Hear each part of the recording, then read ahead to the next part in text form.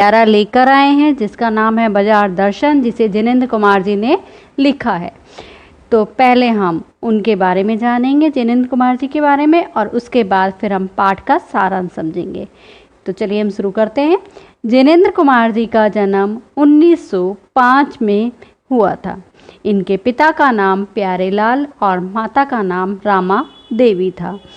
जिनेंद्र कुमार जी का बचपन में नाम आनंदी लाल था, लेकिन बाद में इन्हें जिनेंद्र जी के नाम से जाना जाने लगा।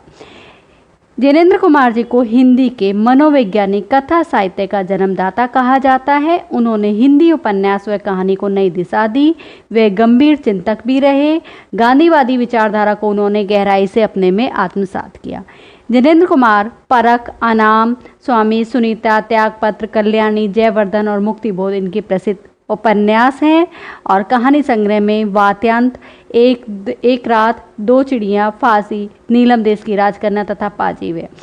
मुंशी प्रेमचंद जी ने इन्हें भारत का गोरकी कहकर सम्मानित किया है और इनका देहांत सन 1988 में हुआ था। तो हम सारांश समझते हैं। यहाँ पर बाजार दर्शन, बाजार के नाम से ही आप समझ गए होंगे कि वाह, बाजार के बारे में बता रहे हैं। हाँ जी, बाजार, जहाँ पर आप जाते हैं, अपनी छोटी छोटी चीज़ें आप बाजार से लेकर आते हैं, चाहे वो छोटी हैं या बड़ी हैं, पर आपको खुशी मिलती है बाजार जाने के लिए। तो वहीं पर लेखक बताना चाहते हैं कि उनके एक मित्र थे, वो बाजार के लिए गए। उनकी कुछ छोटी सी मामूली सी चीज़ लेकर आनी थी, लेकिन जब वो लौट कर आते हैं तो बहुत सारे बंडल ले आते हैं। अब लेखक जब ने उनसे पूछा तो उन्होंने कहा ये सब पत्नी ने खरीदा है। अब लेखक बताते हैं कि सभी पुरुष क्या करते हैं, जो भी सामान खरीदते हैं वो पत्नी की ओर ओट कर देते हैं कि भी पत्नी ने ही खरीदा है। अब यहाँ पर पैसे की शक्ति को बताया कि बाजार में प्रत्येक सामान उस पैसे से ही खरीदा जाता है और उसकी शक्ति के आगे जब आपके पास जेब भरी हुई होती है तो आप जाकर बहुत सारा सामान खरीद कर लेकर आ जाते हैं, क्योंकि लोग क्या करते हैं, उसके जादू में फंस जाते हैं कि बाजार गए और वहाँ से उसके आकर्षण में फंस कर बहुत सारी चीज़ें लेकर आ जाते हैं।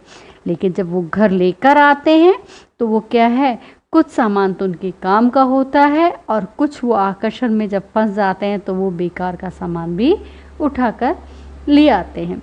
तो यहाँ पर लेखक ने क्या बताया कि बाजार को एक जादू बताया कि जो व्यक्ति के ऊपर चलता है।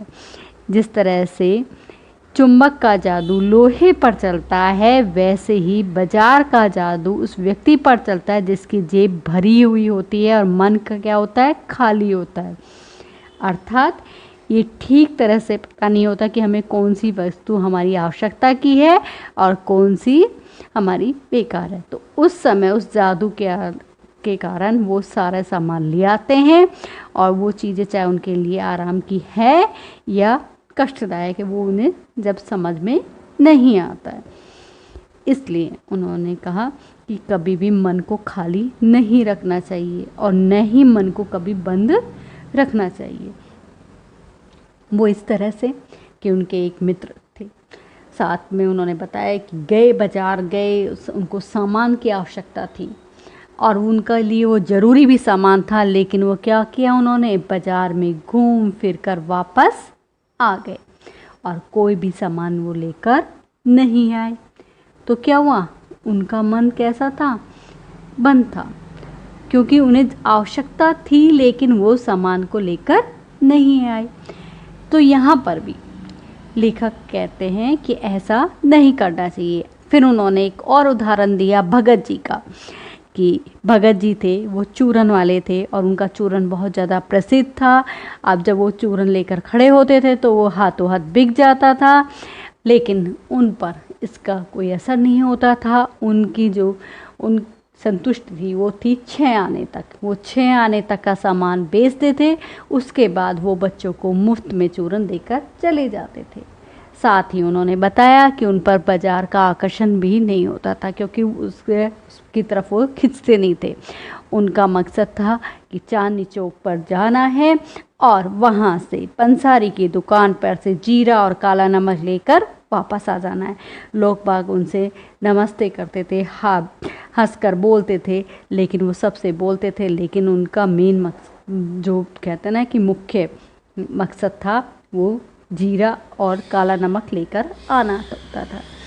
इसी तरह से उन्होंने पैसे की व्यंग शक्ति के बारे में बताया कि व्यंग जो शक्ति है वो एक चुभने वाली होती है, कि एक व्यक्ति है वो पैदल चल रहा है और साथ में उसके पास से मोटरसाइकिल निकल कर चली जाती है बगल में से। अब उसका मन करता है कि काश ये मोटरसाइकिल मेरे पास होती या ये कार मेरे पास होती, भाई मैं कैसा भागा हूँ, नहीं तो मैंने किसी मोटरसाइकिल वाले के घर पे जन्म लेता। तो ये मन में विचार करता है। तो ये भी क्या है, एक चीज़ के प्रति आकर्षण है, एक व्यंग है पैसे के प्रति। तो यहाँ पर लेकिन ये व्यंग भगत जी के ऊपर नहीं चलता है। तो यहाँ पर लेखक बताना चाहते हैं कि पैसे की शक्ति को पहचानो और साथ में आवश्यक वस्तुएं ही आप लेकर आएं, अन्य वस्तुएं आप लेकर ना आएं। क्योंकि ये क्या होता है, कई बार आप कोई चीज़ खरीदते हैं, आपके दोस्त को भी पसंद आ जाती है, तीसरे को भी पसंद आ जाती है, तो मतलब उसकी मांग ज़्यादा बढ़ जाती है। तो यहाँ पर क्या करता है, दुकानदार उसकी कीमत को बढ़ा देता है। जहाँ कीमत 25 रुपया 100 रुपये है तो वहाँ उसकी कीमत को बढ़ा देता है। आपने कई बार देखा, आप दीपावली पर जाते हैं तो दीपावली पर आप कोई सामान खरीदते हैं तो त्योहार के समय चीज़ों की मांग होती है तो क्या होता है कि कीमत बढ़ जाती है और आगे। तो यहाँ पर आपस में एक शैतानी व्यंग हो जाता है और साथ ही क्या करता है कि दुकानदार है वो ग्राहक की ज़रूरत को देख लेता है, उसके आधार पर वो खींचता है पैसे को। तो इसी बात के लिए उन्होंने कहा कि बाजार की सार्थकता को देखें। इसमें मनुष्य बाजार की सार्थकता को देखता है तो वो वही वस्तु को खरीदेगा जिसकी उसको ज़रूरत है।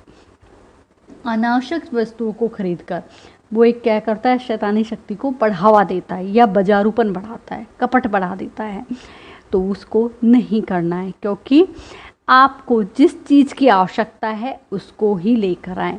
सबसे बड़ी बात है कि बाजार जाएं तो खाली मन से ना जाएं और न ही मन को बंद कर जाएं, क्योंकि बंद करेंगे तो आप सुनने हैं, आप कुछ सामान नहीं खरीद कर लाएंगे, और आप खाली मन से जाएंगे तो आप बहुत सारा सामान लेकर आ जाएंगे।